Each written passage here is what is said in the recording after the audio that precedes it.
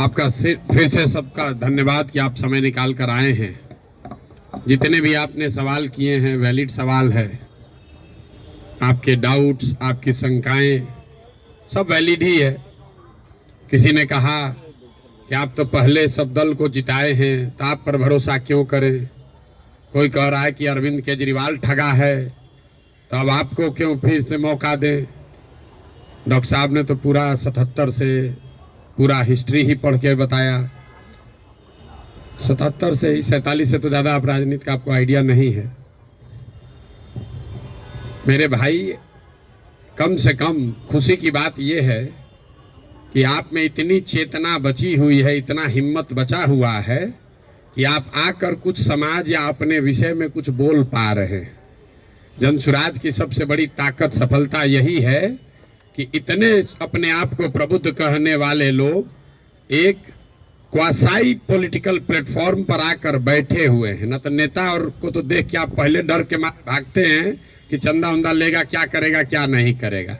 आप यहाँ आए हुए हैं और इस घबराहट में नहीं है कि आपसे कोई कुछ ले लेगा, और आपकी हिम्मत हो रही है कि आप खड़ा होकर सवाल पूछ रहे हैं। ये जनसुराज की पहली ताकत और सफलता है। आप जितने यहाँ डॉक्टर सज्जन बैठे हुए हैं जिन्होंने पूछा कि स्वास्थ्य व्यवस्था को आप कैसे सुधारिएगा, आप लोगों में कई लोगों को अपने अपने स्वास्थ्य मंत्रियों से भी मिलने का अवसर मिला होगा। उनसे कभी नहीं पूछे होंगे, क्योंकि बिहार सरकार में स्वास्थ्य विभाग का एक ही कार्यक्रम है, पता करो कौन डॉक्टर का सबसे ज़्यादा प्रैक्टिस चलता है, उसका ट्रांसफ़र करो और उससे बदले में पैसा का उपाय करो। लेकिन आप में से किसी भी डॉक्टर ने आज तक ये हिम्मत नहीं की होगी कि जाकर पूछे स्वास्थ्य मंत्री से, जिसको आप वोट दबाते रहे हैं, कि भैया ये आप स्वास्थ्य सुधारने के लिए क्या करेंगे। पीछे सज्जन ने हमसे माल न्यूट्रिशन की भी बात पूछी है, अलग अलग आपने सवाल किया है, तो आप उन सवालों पर आएंगे, एक एक सवाल का जवाब भी देंगे। आपकी हमारी दुर्दशा इसलिए है कि बहुत साल पहले, सैकड़ों साल पहले, जो ग्रीस के बड़े दार्शनिक प्लेटो ने कहा कि if you do not participate in democracy, be ready to be ruled by your inferiors. अगर समाज में, राजनीति में आप भागीदार नहीं बनोगे तो इस बात के लिए तैयार रहो कि कोई मूर्ख आदमी राजा बनकर आप पर शासन करेगा। तो बिहार की जो दुर्दशा है वो इसीलिए है कि आप चाहे डॉक्टर हैं या व्यवसायी, अपने आप को सो कॉल्ड प्रबुद्ध कहने वाले लोगों ने राजनीति और राजनीति करने वाले व्यवस्था से अपने आप को अलग कर लिया है। और आप सोच रहे हैं कि जो आदमी शराब का व्यापार करता है, जो बालू माफिया है, वो आकर बढ़िया स्वास्थ्य व्यवस्था काहे नहीं बना रहा है। ये कोई रॉकेट साइंस नहीं है मेरे भाई। आप बालू माफिया को स्वास्थ्य मंत्री बनाओगे तो उससे स्वास्थ्य व्यवस्था नहीं सुधरेगा। तो अगर आप गलत आदमी का चुनाव करेंगे तो गलत ही होगा। अब मैं शुरुआत करूंगा भाई साहब के सवाल से, क्योंकि इन्होंने वो व्यक्तिगत एक सवाल उठाया है कि आप अब बहुत बड़े ज्ञानी बन रहे हैं, आप ही तो इन लोगों को बढ़ाए।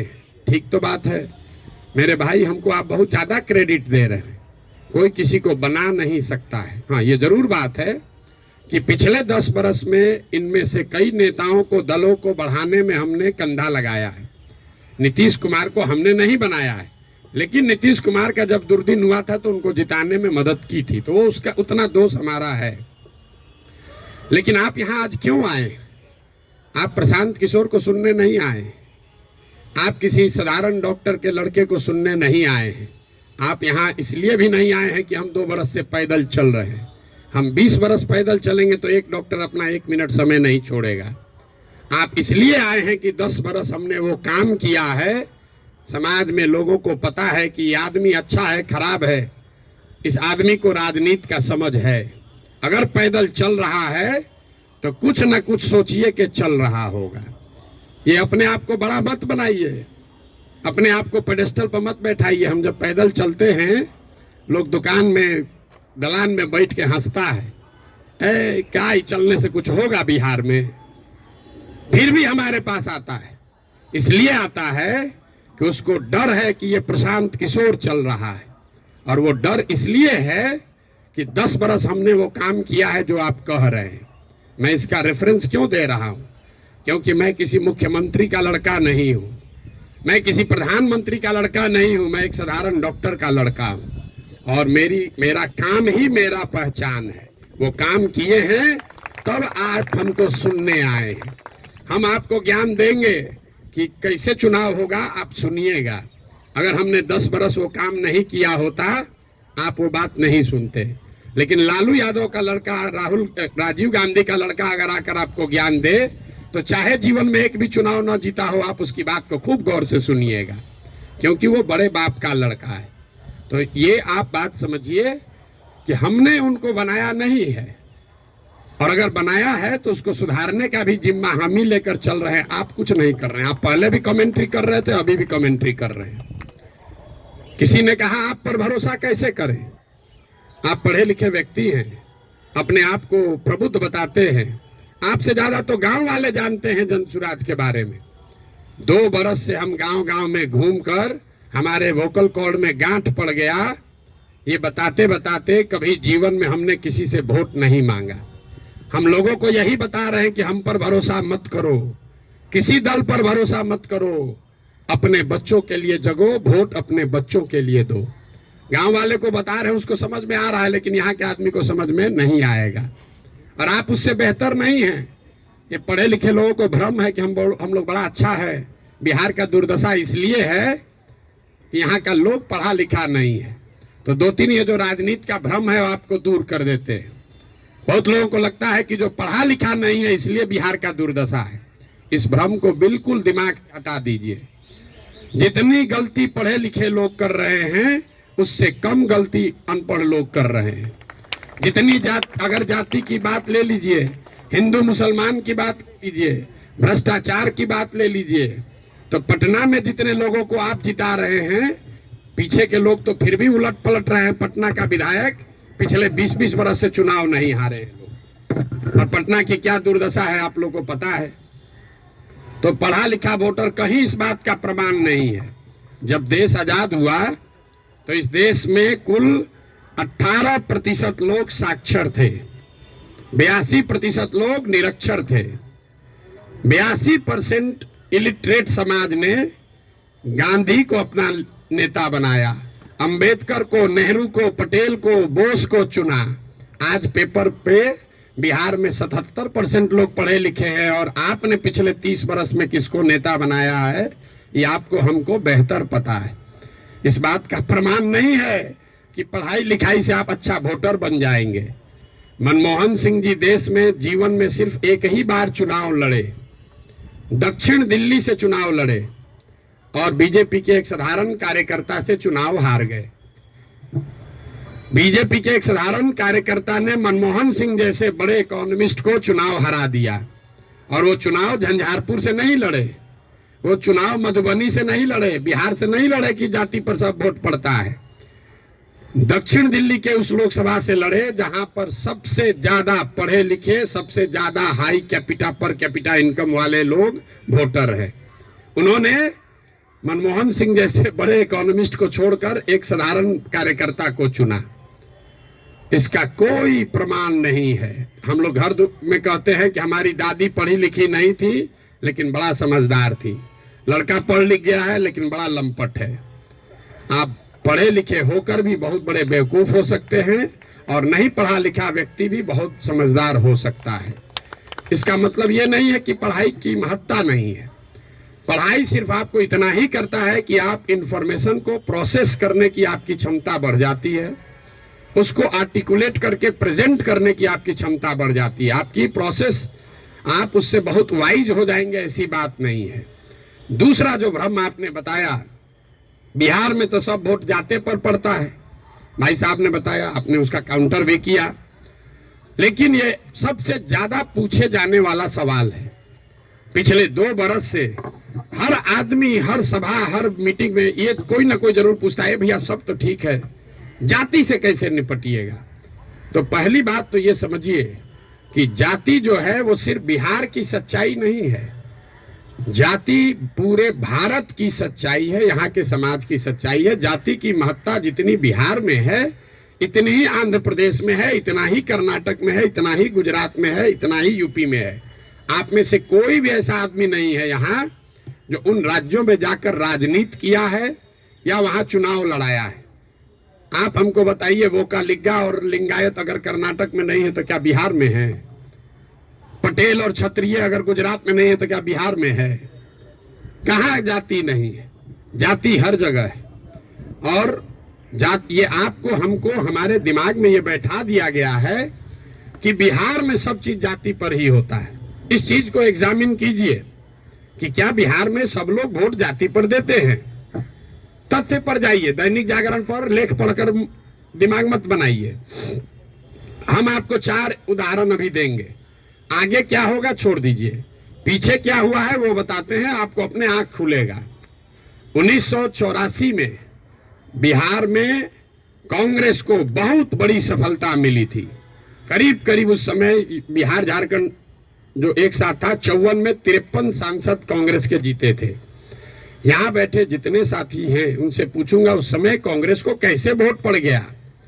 राजीव गांधी के जाति के बहुत लोग तो नहीं रहते हैं बिहार में, तो आप बताएंगे कि वोट राजीव गांधी को नहीं पड़ा, वो तो इंदिरा गांधी की मृत्यु हुई। उस मृत्यु से जो सहानुभूति की लहर बनी उसमें जाति पाति छोड़कर सबने कांग्रेस को वोट दिया। सब लोग मुड़ी हिला रहा है, उसको लिख लीजिए। फिर पूछेंगे 1989 में इसी बिहार में क्या हुआ? बीपी सिंह जी के नेतृत्व में कैसे पूरा जनता दल बिहार जीत गया?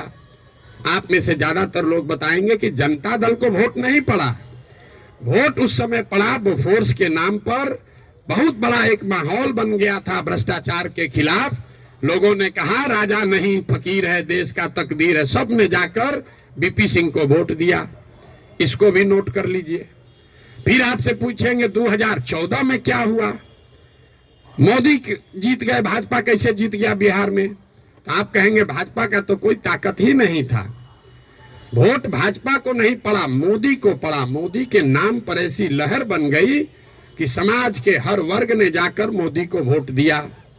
फिर आपसे पूछेंगे 2019 में क्या हुआ? तो लोग बताएंगे यहाँ राजनीति तो सब बात करता है कि भैया एकदम कांटे का मुकाबला था। ये जो पुलवामा हुआ ना, उसके बाद समझिए कि हर जात का आदमी जाकर मोदी को ही वोट दे दिया। इन चारों चुनावों को आप कागज में लिख लीजिए।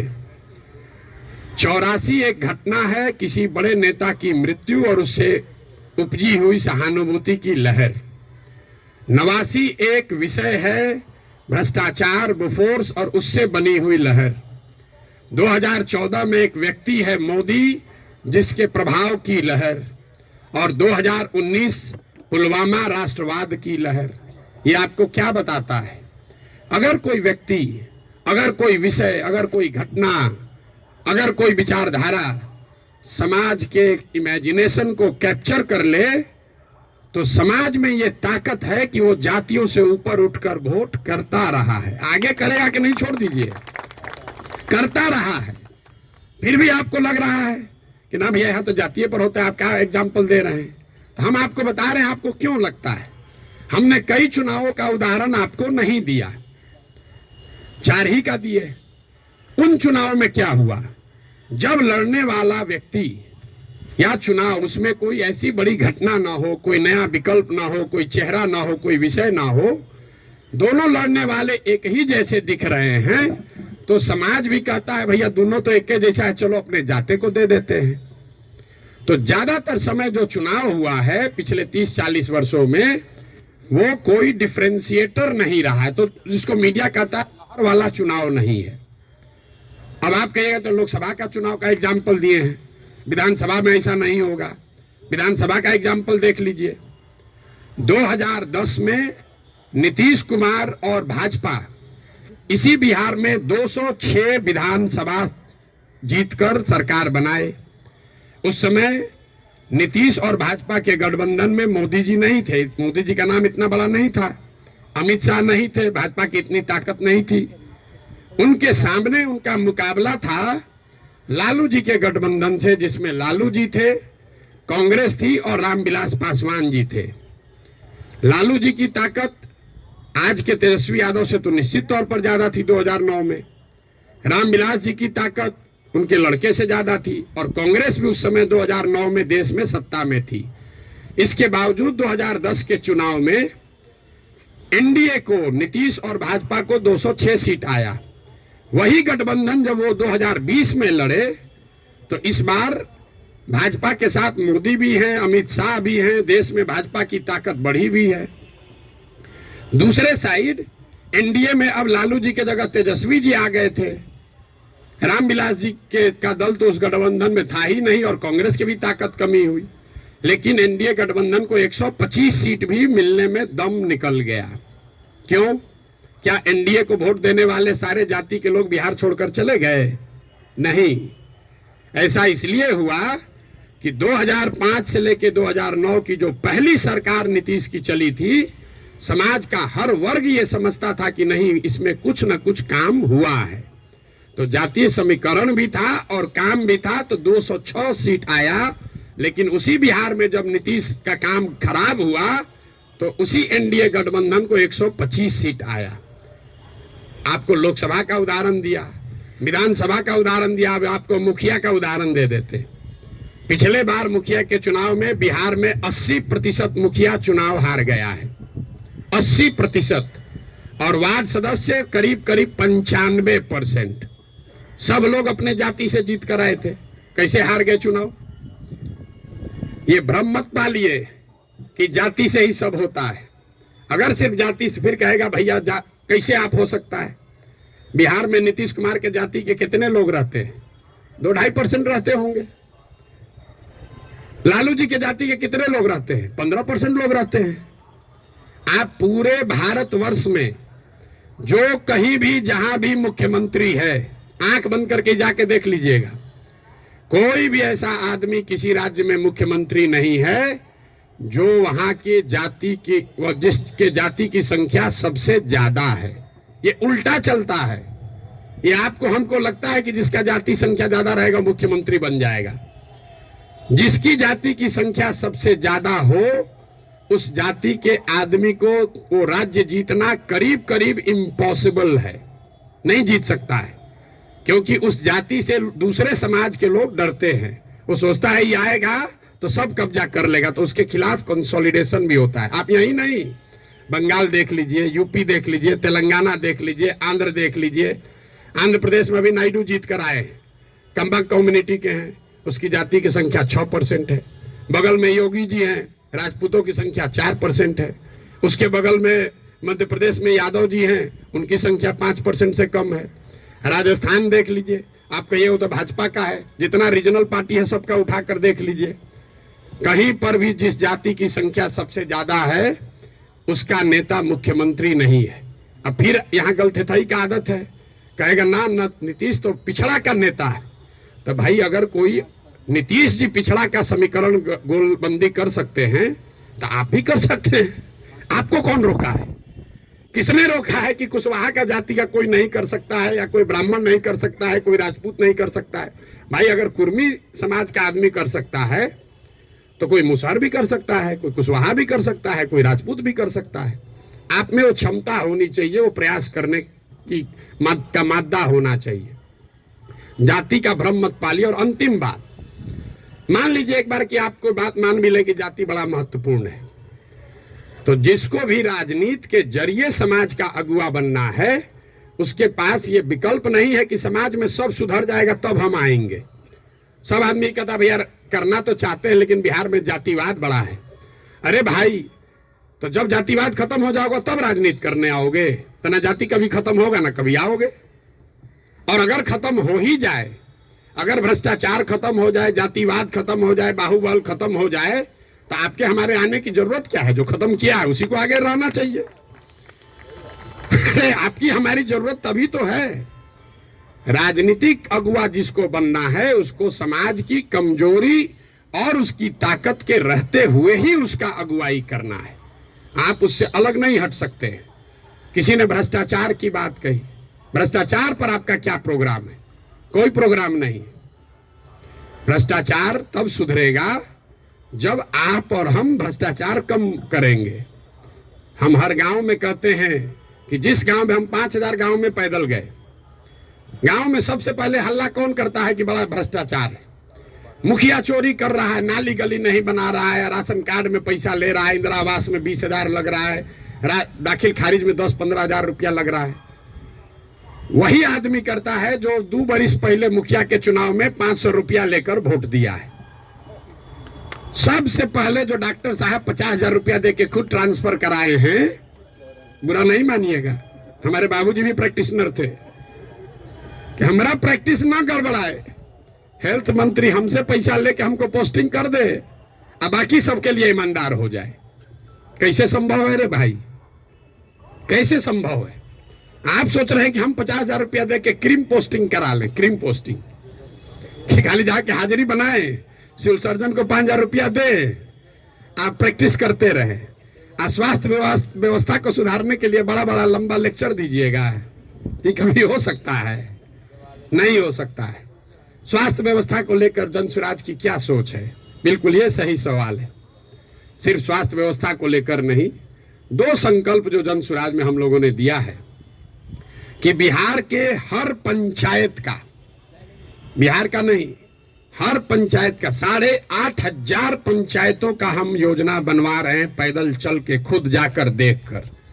और ये तय किया जा रहा है कि उस पंचायत में पढ़ाई की व्यवस्था कैसे होगी, 800 से 1200 रोजगार के अवसर कैसे पैदा किए जाएंगे, और उस पंचायत में जिस तरह की भी खेती होती है उस खेती को खाने वाले खेती से कमाने वाला खेती कैसे बनाया जाएगा। ये 8,500 कार्यक्रम, 8,500 डॉक्यूमेंट जारी करेंगे। आप में से ज्यादातर लोगों को पढ़ने का भी समय नहीं होगा, लेकिन 8,500 पंचायतों का अलग अलग योजना बनाकर जारी करेंगे चुनाव से पहले। उसके साथ साथ बिहार के विकास के लिए जो 10 महत्वपूर्ण पहलू हैं, उसमें स्वास्थ्य भी इंक्लूडेड है, उस पर भी 10 साल का विजन डॉक्यूमेंट बनाकर आपको चुनाव से पहले जारी करेंगे। ये बताएंगे कि बिहार में स्वास्थ्य की व्यवस्था को कैसे सुधारा जाए। आप उसको पढ़िए, समझिए, कुछ योगदान देना है योगदान भी दीजिए, सुझाव भी दीजिए, और अगर ठीक लगे तो अच्छा तब अपनाइए, हमारे कहने पर मत जाइए। अब आप कहिएगा कि अभी काहे नहीं जारी किए हैं? अभी इसलिए नहीं जारी किए हैं कि अगर अभी हम वो योजना जारी कर दें तो वो मेरी सोच होगी, उसमें आपकी और बिहार के लोगों की सोच समाहित नहीं है। पहले गांव गांव जाकर देखकर ये समझ रहे हैं, लोगों से पूछ रहे हैं कि क्या करना पड़ेगा। ज्यादातर आदमी क्या नया क्या देख लीजिएगा इसमें, हम आपको बता रहे हैं नया क्या देख लेंगे। हम भी बिहार के सरकारी स्कूल में पढ़े हैं, हमने अपने बाबूजी के क्लिनिक में देखा है 100 रुपया के मोनोसेफ नहीं खरीद पाने के वजह से इनके फ्लाइटिस के पेशेंट हाथ जोड़ के कहते हैं भैया मर जाए, लेकिन अब हम कुछ नहीं कर सकते, घर में कुछ नहीं बचा है, 100 रुपया। तो हमको उसकी समझ है, लेकिन इसके बावजूद जब हम 2 बरस से चल रहे हैं पैदल, तो जो गरीबी, जो बदहाली, जो कष्ट मैंने जमीन पर देखा है, इसका मुझे कभी अंदाजा नहीं था। हम संयुक्त राष्ट्र संघ में पब्लिक हेल्थ में ही 10 बरस काम किए हैं, यहाँ राजनीति में से भी जुड़े रहे, लेकिन जितनी गरीबी बदहाली हम अपनी आंखों से देख रहे हैं, ये आंकड़ों से दिखने वाली गरीबी से कहीं ज्यादा है। आपने कुपोषण की बात कही, यहाँ सब डॉक्टर बैठे हुए हैं, आप में से ज्यादातर आदमी ऐसे होंगे जो शायद ही कोई 10 से ज्यादा हीमोग्लोबिन वाली महिला आपको देखते होंगे। यहाँ हम लोग जो एक स्टडी करा रहे हैं, देखते हैं, आप देखिएगा कल से ध्यान से, गांव में कहीं जाइए, 55-60 साल से ज्यादा उम्र की कोई महिला आपको सीधी खड़ी नहीं दिखेगी, सब बेंड हो गई है ऊपर से। तो न्यूट्रिशन, आप न्यूट्रिशन समझते अगर हैं, आप लोग तो डॉक्टर हैं, तो आपको पता है कि लंबे समय तक हीमोग्लोबिन के कमी की वजह से और ग्रोइंग एज में कैल्शियम नहीं मिलने की वजह से बोन का स्ट्रक्चर इतना कमजोर है कि समय से पहले वो बेंड होने लगता है। ये जब आप गांव में चलिएगा तो देखिएगा, 5 फीट 4 इंच से ज्यादा, 5 फीट 5 इंच से ज्यादा उम्र हाइट की कोई महिला आपको दिखने वाली नहीं है। आपने ठीक कहा, न्यूट्रिशन कोई वन शॉट सॉल्यूशन नहीं है, एंड इंटरजेनरेशनल प्रॉब्लम है। जिस मोदी जी के किताब पेपर की आप बात कर रहे हैं, एक आंकड़ा आपको दे रहा हूं, आज से 300 साल पहले यूरोप में लोगों की एवरेज हाइट भारत में लोगों के एवरेज हाइट से 1.4 इंच कम होती थी।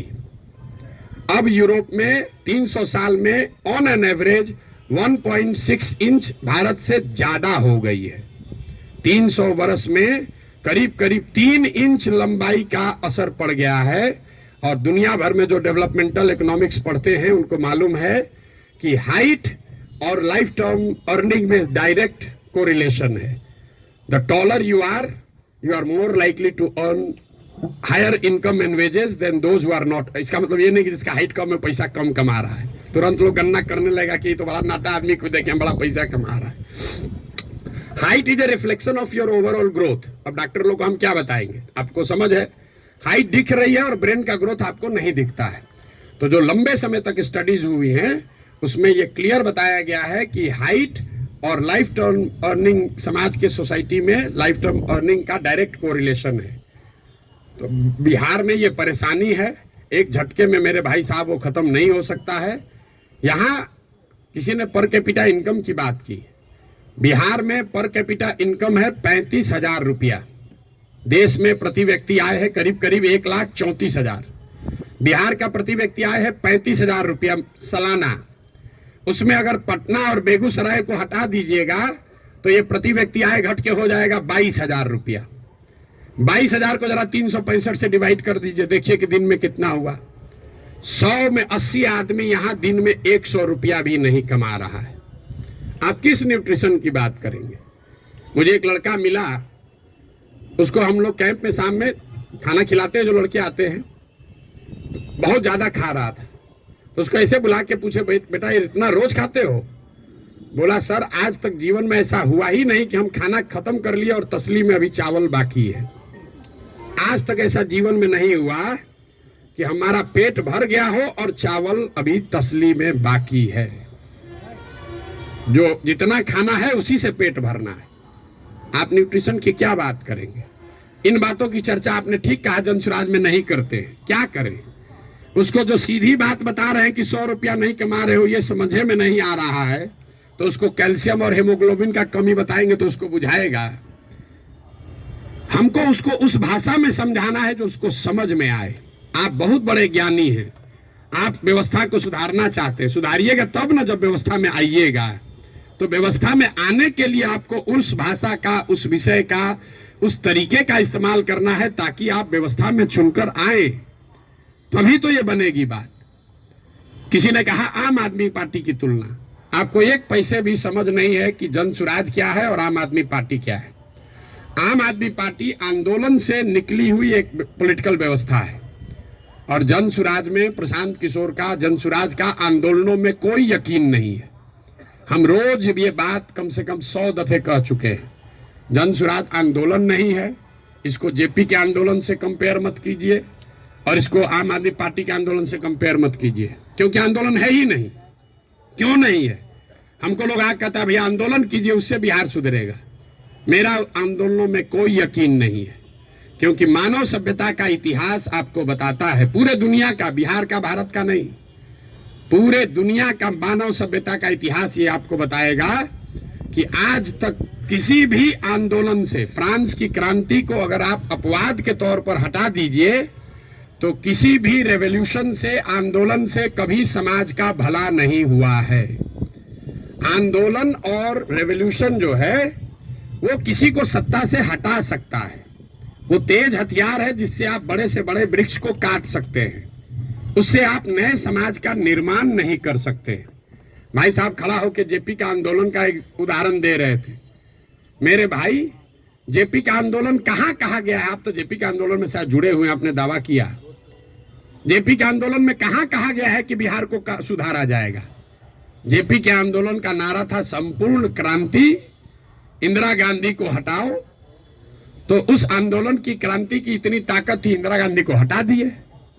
नया व्यवस्था बनाने की बात कहां कही गई थी? अरविंद केजरीवाल या आम आदमी पार्टी ने नई व्यवस्था की बात कहां कही? उन्होंने कहा भ्रष्टाचार हटाओ। हम तो नहीं कह रहे भ्रष्टाचार हटाओ, क्योंकि दुनिया में कहीं इसका कोई प्रमाण नहीं है कि कोई एक कानून बनाकर आप भ्रष्टाचार खत्म कर देंगे। ये तो सतत प्रक्रिया है। जिन देशों ने भ्रष्टाचार पर अंकुश लगाया है, दुनिया में सबसे ईमानदार देश कौन है? जो स्कैंडिनेवियन कंट्रीज हैं, फिनलैंड, स्वीडन, नॉर्वे, डेनमार्क, वहां जाइएगा, वहां करप्शन मिनिमम है। आप जाकर उसका अध्ययन कीजिए कि वहां कैसे करप्शन कम हुआ। वहां अरविंद केजरीवाल थोड़े पैदा हुए थे, वहां जन्म लोकपाल करके कोई विधायक नहीं पारित हुआ। वहां भ्रष्टाचार 4 तरीके से कम हुआ है। पहला, समाज में ये जागृति बनी लंबे समय में कि अच्छे और स्वच्छ लोगों का चुनाव करो, मतलब इलेक्टोरल प्रोसेस को जहां तक हो सके उसको स्वच्छ बनाया गया। आप में से कुछ लोग सोशल मीडिया पर अभी देखे होंगे, नीदरलैंड्स का प्रधानमंत्री अभी आज से करीब 2 हफ्ते पहले 12 बरस प्रधानमंत्री रहने के बाद हटा है, तो वो साइकिल से अपने घर से अकेले निकल रहा है। तो वहां की समाज ने ये व्यवस्था बनाई कि स्वच्छ लोग स्वच्छ तरीके से वोट करें, स्वच्छ लोगों को चुने। दूसरा उन्होंने क्या किया, उन्होंने बहुत बड़े स्तर पर जन भागीदारी, लोकतंत्र को समाज में उतारा। सिर्फ सरकार चुनने की व्यवस्था को लोकतंत्र नहीं बनाया, जो सरकार के नीतिगत फैसले हैं उसमें समाज की भागीदारी करी। और चौथा, बहुत बड़े स्तर पर टेक्नोलॉजी का इस्तेमाल हुआ है। आप लोग जितने लोग आए हैं, ज्यादातर लोग नल जल योजना के बारे में सुने समझे होंगे, बहुत यहाँ ब्यूरोक्रेट लोग भी बैठे हुए हैं। नल जल योजना में अभी तक सरकार यही चक्कर में बहस में पड़ी है कि वहां चल रहा है कि नहीं चल रहा है। 25,000 करोड़ रुपया खर्चा हो गया। उसी सरकार में स्मार्ट मीटर लगाकर लोगों को यह पता है कि बिजली कितना कंज्यूम हो रहा है, लेकिन नल जल में अगर स्मार्ट मीटर लगाया होता तो कम से कम इतना तो पता चलता कि वहां पानी चल रहा है कि नहीं चल रहा है। 25,000 करोड़ रुपया खर्चा कर दिया, लेकिन पानी को निकलने, मापने, उस पर बिल करने का कोई टेक्नोलॉजिकल सॉल्यूशन नहीं ढूंढा। तो ये 4 चीजें जो हैं उसको करके भ्रष्टाचार पर अंकुश लगाया जा सकता है। लोकतांत्रिक व्यवस्था को जहां तक हो सके उसको भ्रष्ट लोग और भ्रष्ट पैसे से बचाया जाए। दूसरा, जनता को नीतिगत मामलों में शामिल किया जाए। तीसरा, उनको भागीदार बनाया जाए, सरकारी सत्ता और संसाधन का विकेंद्रीकरण हो। और चौथा, बड़े पैमाने पर टेक्नोलॉजी का प्रयोग हो। अगर ये चारों का इस्तेमाल करेंगे तो भ्रष्टाचार पर अंकुश लगाया जा सकता है। खत्म ना हो सकता है, ना होने का हम दावा कर रहे हैं। तो वो सब बात मत कहिए कि आप कैसे खत्म कीजिएगा, हम ना खत्म करेंगे, हमारे बस का ही नहीं, हमारे कैसे खत्म हो जाएगा। सीओ साहब का 40 लाख रुपया लेके पोस्टिंग कीजिएगा, सीओ पैसा नहीं लेगा दाखिल खारिज में, ऐसा संभव है? 40 लाख रुपया लेकर अगर सीओ से को आप पोस्टिंग कीजिएगा, थाना दीजिएगा, अगर किसी थानेदार को 20 लाख रुपया लेके, तो पैसा कैसे नहीं लेगा? लेगा ही लेगा। अब आपका एक और सवाल लोगों का जो रहता है, भैया इस पर कैसे भरोसा करें? भाई बिल्कुल मत भरोसा करो। जो पहले से आपको ठग रहा है, आप लोग डॉक्टर हैं, जो दवा पहले से फेल है उसको इस्तेमाल करना चाहते हो, लेकिन ट्रायल मेडिसिन कैसे, ट्रायल मेडिसिन का ट्रायल कैसे होता है? आपको मालूम है कि इसकी 100% गारंटी नहीं है, लेकिन फिर भी कहते हैं अच्छा पेशेंट मर रहा है, उसका कंसेंट लेकर आप ट्रायल मेडिसिन देते हैं कि 20% भी चांस अगर कहीं लग गया तो ठीक हो जाएगा। आप जनसुराज को वही ट्रायल मेडिसिन ही समझ लीजिए। पहले वाला तो पहले से एक्सपायर है। बताइए यहाँ के लोगों के बुद्धिमत्ता का जरा आलम देखिए। जो पहले से एक्सपायर मेडिसिन है उसको देने के लिए तैयार है, लेकिन ट्रायल मेडिसिन में शायद संभावना है 10% ठीक हो जाए, हम 10% कह रहे हैं, तो उस पर आप दाव नहीं लगाना चाहते। पहले से एक्सपायर मेडिसिन को कह रहे इसी को दो। भाई किसको कंपेयर कर रहे हैं आप? अगर 2 यहाँ नई व्यवस्था बन रही हो तो जरूर आपका वैलिड सवाल है कि भाई आम आदमी पार्टी को दे कि जनसुराज को दे। लेकिन जब पहले से तीनों एक्सपायरी मेडिसिन है, उसके सामने कुछ भी नया हो रहा है, तो आपको तो कहना चाहिए नहीं चलो एक बार ट्राई करके तो देखते हैं। यहाँ तो 30 वर्ष से खत्म ही हो रहा है। मेरा आपसे इतना ही अनुरोध है, आग्रह है। आपने ड्राइंग रूम में रहकर बहुत बात कर ली, अपने चैम्बर में रहकर बहुत बात कर लिया, आप समाज की चिंता करने वाले लोग हैं, लेकिन इसी अव्यवस्थित समाज से आपने अपने और अपने परिवार के लिए कुछ कर लिया है। अब ये समय है कि थोड़ा ही सही कुछ न कुछ अपने इस मिट्टी के लिए, अपने समाज के लिए वापस कीजिए। प्रशांत किशोर पर भरोसा मत कीजिए। हम करें, आप करें, हमारे बच्चे करें, आज हो या 20 वर्ष के बाद हो, करना तो किसी न किसी बिहार के आदमी को ही पड़ेगा। ये बात आप गांठ बांध लीजिए। कोई तमिलनाडु से आकर बिहार की व्यवस्था सुधारने वाला नहीं है। और डॉक्टरों का और बुद्धिजीवियों के लिए अंतिम बात, आपका सबसे बड़ा स्टेक है। कई बार पैसे वाले बुद्धिजीवियों को लगता है हम तो बचे हुए हैं, इससे हमारा लड़का तो बंगलोर सेटल हो गया। मेरे भाई, आपका दुर्दशा सबसे ज्यादा है। जो गरीब है उसका बच्चा तो फिर भी छठ उठ में आ जा रहा है, ट्रेन में धक्का खा के भी। आपका बच्चा कहता है ना, कहां जाएंगे छठ में, वहां ठीक नहीं लगता है। जो गरीब है वो बूढ़ा होगा, वापस अपने घर में आएगा, क्योंकि उसको बॉम्बे बेंगलोर रहने का साधन नहीं है।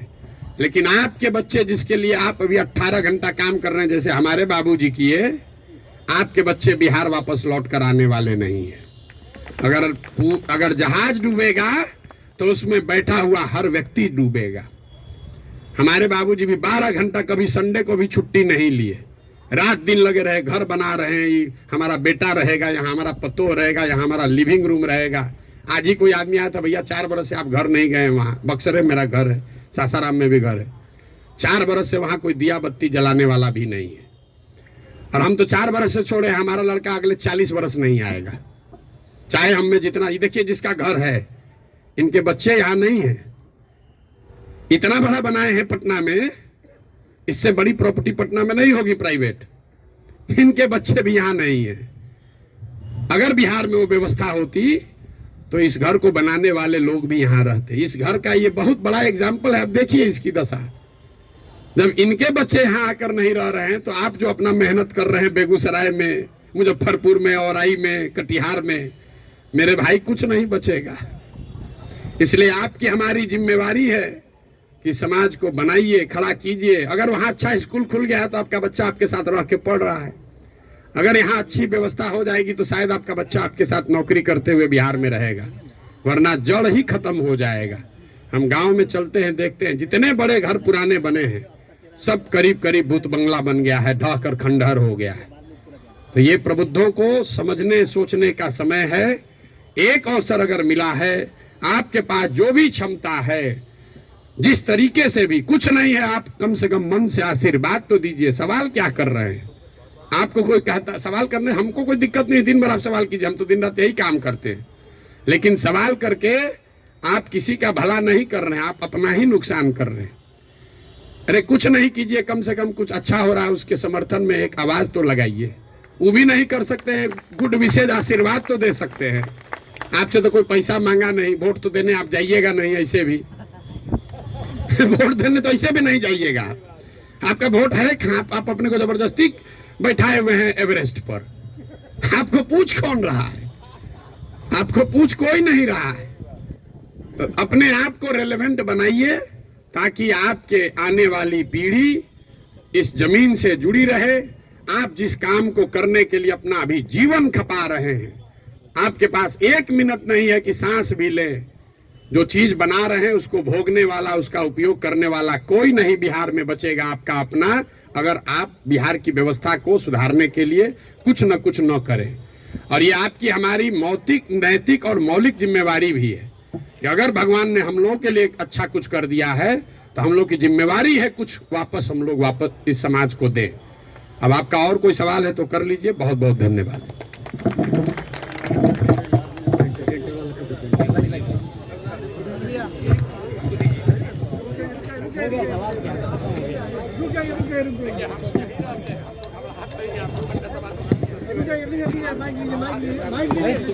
भाई ये रवि रंजन जी क्या बोल रहे हैं भाई? खत्म करना है कि